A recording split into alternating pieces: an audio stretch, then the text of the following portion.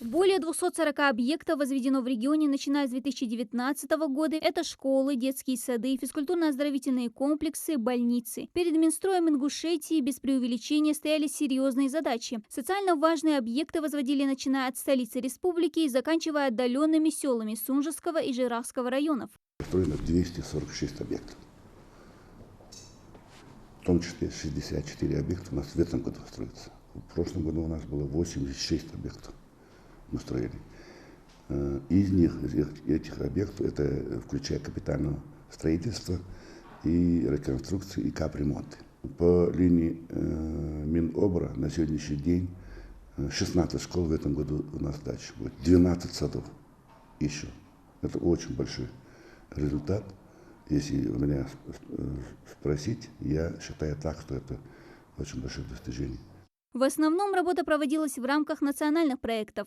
Так, благодаря нацпроекту образования появились новые школы в Карабулаке, Сунже, Назране, сельских поселениях Али-Юрт, Верхней Ачулуки, Яндаре, Далаково, Альгетте, Барсуки и Кажево. Одно из таких на 720 мест под конец мая открыли в Назране. Просторные учебные классы, актовый зал, столовая. В школе предусмотрены комфортные условия для учащихся и учителей. Что бы ни было в этой жизни, мы должны понимать, вы дарите дерди, вы Бог беры, вы цах хажеры, вы яхамчи яхры, дарите, мы же для детей делаем, мы для вас делаем это.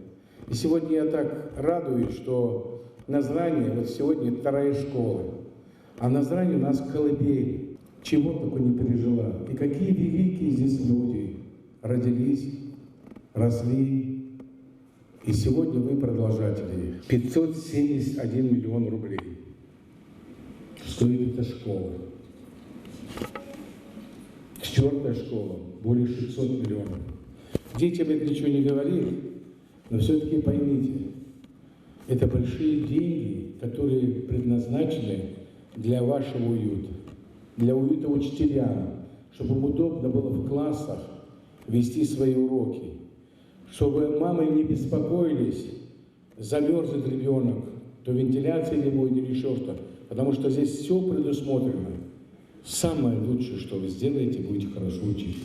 Радовать учителей и радовать своих мам и пап.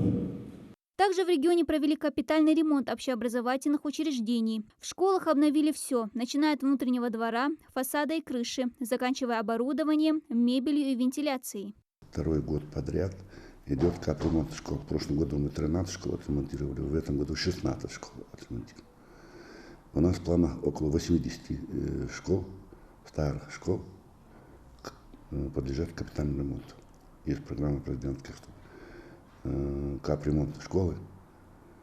Вот эту программу мы очень тесно, как говорится, вошли и успешно сегодня работаем.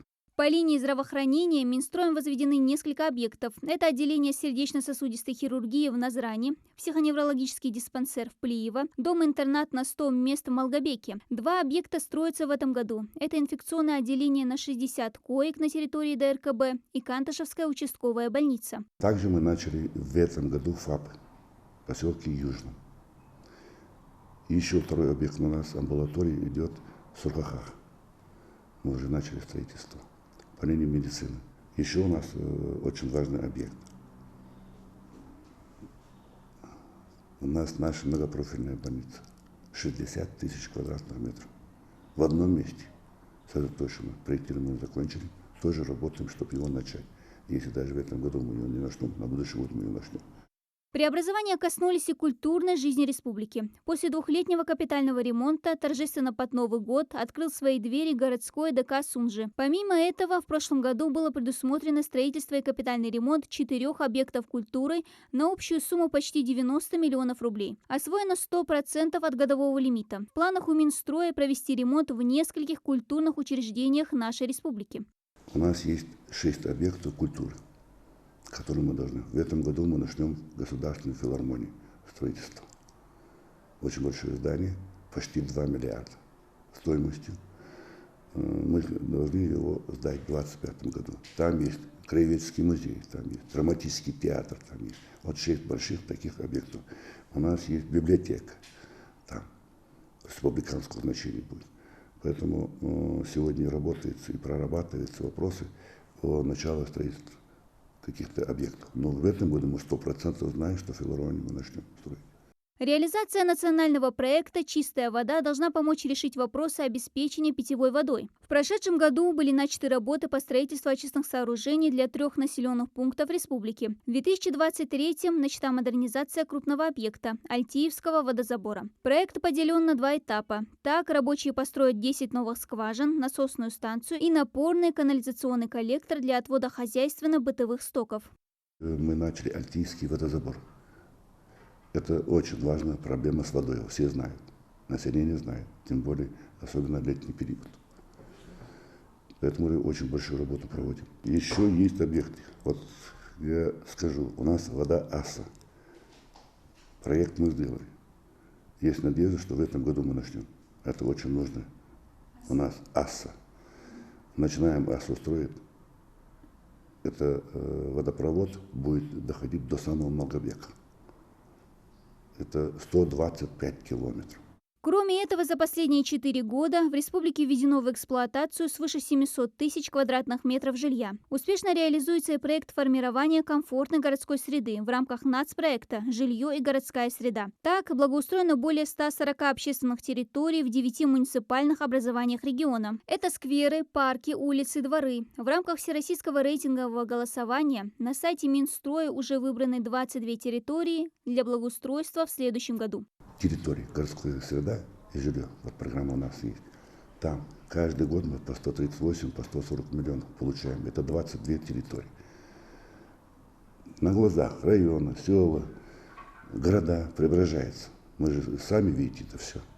На этом останавливаться Минстрой не намерен. У ведомства большие планы по возведению других крупных социальных объектов в регионе. Благодаря дополнительному финансированию федерального центра и поддержке главы Ингушетии Махмуда Али Калиматова. Мы как в армии работаем. Почему? Потому что нам спуску не дает глава нашей республики.